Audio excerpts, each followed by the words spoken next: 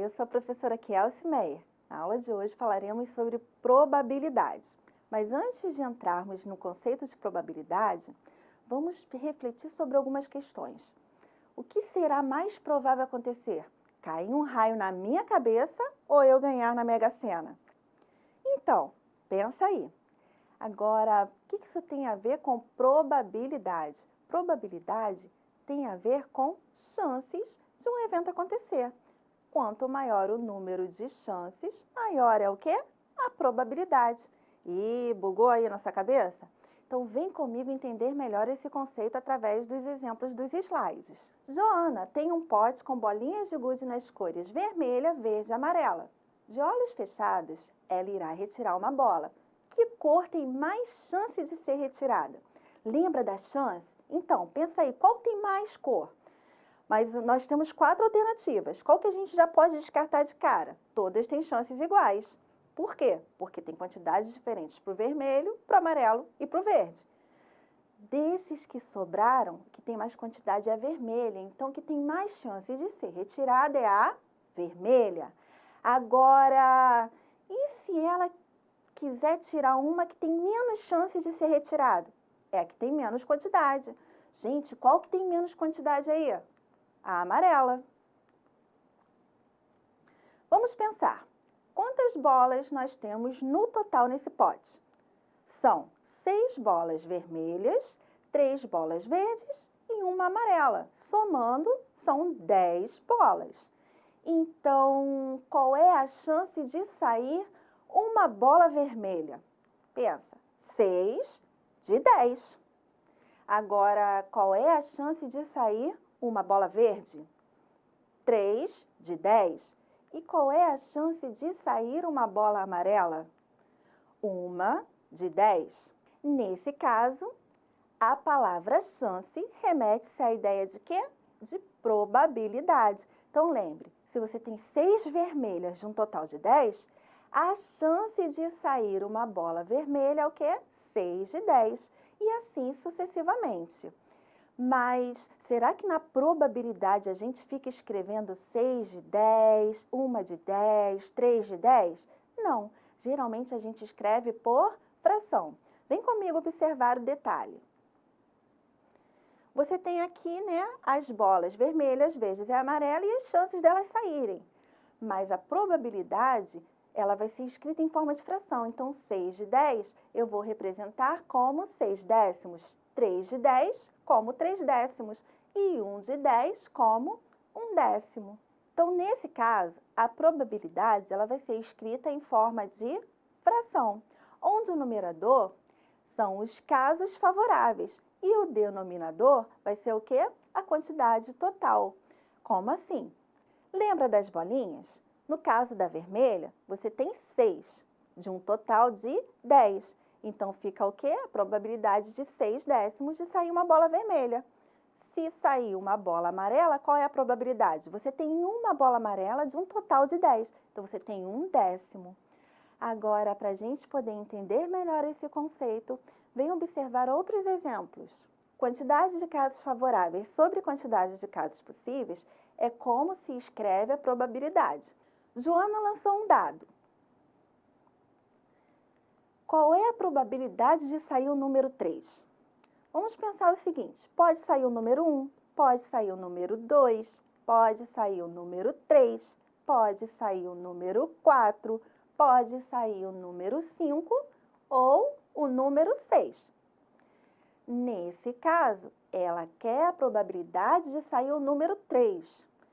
Só tem um caso favorável, porque só tem um número 3.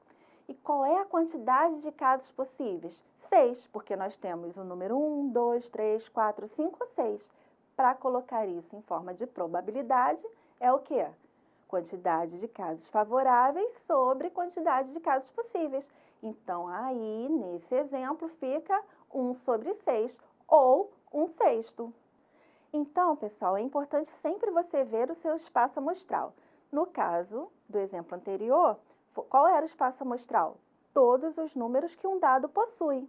1, 2, 3, 4, 5 ou 6.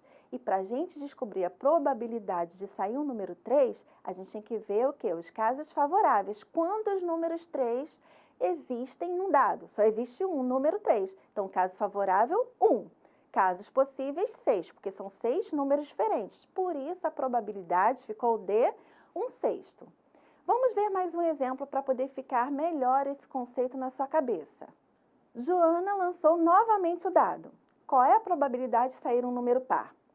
Do dado, nós temos o número par 2, 4 e 6. Então, nesse caso, nós temos 3 casos favoráveis, porque pode sair tanto o 2, quanto o 4, quanto o 6. E quais são os casos possíveis? Todos os números. São 6 números, por isso nós temos 6 casos possíveis. Levando isso para a probabilidade, nós temos 3 de 6, que equivale a 3/6. Mas 3/6 é uma fração que eu também posso simplificar. Então, eu posso dizer que a probabilidade de sair um número par nesse dado é o quê? De 1/2, exatamente a metade, pois temos 6 números no total e 3 chances de sair um número par. Novamente, ela lançou o dado e quer saber a probabilidade de sair um múltiplo de 3. Vamos pensar nos múltiplos de 3 que estão no dado. Você tem o 3 e o próprio 6. Então, você tem quantos casos favoráveis aí? 2 casos favoráveis, de um total de 6 casos possíveis. Por isso, a probabilidade de sair um múltiplo de 3 é de 2/6. Lembrando que eu também posso simplificar essa fração e eu posso dizer que a probabilidade equivale a 1/3. Então, 2/6 ou 1/3. Qual é a probabilidade de sair um número menor que 7? No dado, todos os números são menores do que 7. Então, nesse caso, a quantidade de casos favoráveis é a mesma quantidade de casos possíveis, que são 6 números. E 6 sobre 6 dá 1. Tivemos como resultado o número 1. Toda vez que na probabilidade nós tivermos como resultado o número 1, quer dizer que o evento é certo, ou seja, vai acontecer. Para pensar o seguinte, você tem um dado, você quer tirar um número menor do que 7. No dado só tem números menores que 7. Então, óbvio que independente do número que você tirar, vai ser um número menor que 7. Por isso é chamado de evento certo, ou seja, vai acontecer. Agora, sempre vai acontecer um evento? Observe esse caso. Qual é a probabilidade de sair o número 8? A gente está falando de dado. Existe algum número 8 no dado? Não. Então, a quantidade de casos favoráveis é 0. E a quantidade de casos possíveis? 6, porque nós temos 6 números. Então, na probabilidade, nós vamos ter aí a razão 0 sobre 6. Toda razão é uma divisão. 0 dividido por 6 é 0. E o 0 significa que não vai ter resultado nenhum. Se não tem resultado, o evento não vai acontecer. Se o evento não vai acontecer, quer dizer que esse evento é impossível.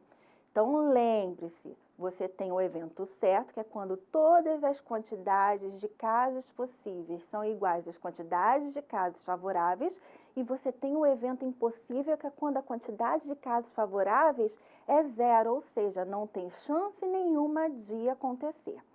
Agora, para finalizar a nossa aula, a gente vai ver mais um exemplo, que é mostrando que a soma das probabilidades sempre vai ter como resultado 1. Vem comigo entender melhor o que eu estou falando. Então, imagina que Joana agora deixou as bolinhas de gude de lado e foi brincar com pipas.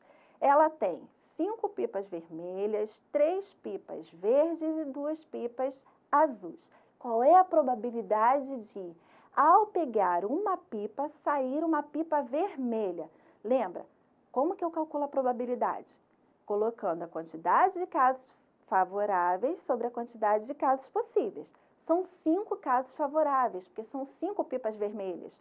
10 casos possíveis, porque são 10 pipas no total.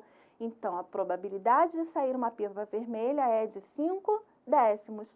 E a probabilidade de sair uma pipa verde? 3 sobre 10, 3 décimos. E a probabilidade de sair uma pipa azul? 2 décimos, porque são 2 pipas azuis de um total de 10. Agora, vamos somar as 3 probabilidades. Você tem aqui 5 décimos da vermelha, 3 décimos da verde, 2 décimos da azul. Então, a gente faz a soma de todas as probabilidades. 5 décimos mais 3 décimos mais 2 décimos. O que nós temos é a soma de frações com o mesmo denominador. Nesse caso, nós temos uma soma de frações. Como que eu faço essa soma de frações? Nós repetimos o denominador e somamos os numeradores. Então, vai ficar 10 sobre 10. 10 sobre 10 equivale a 1, 1 inteiro. E assim, finalizamos a nossa aula. O que você não pode esquecer é que quando você for expressar a probabilidade em forma de fração, na parte de cima vão ficar a quantidade de casos favoráveis e na parte de baixo vão ficar as quantidades de casos possíveis, que são todos os casos do evento. Até a próxima e tchau!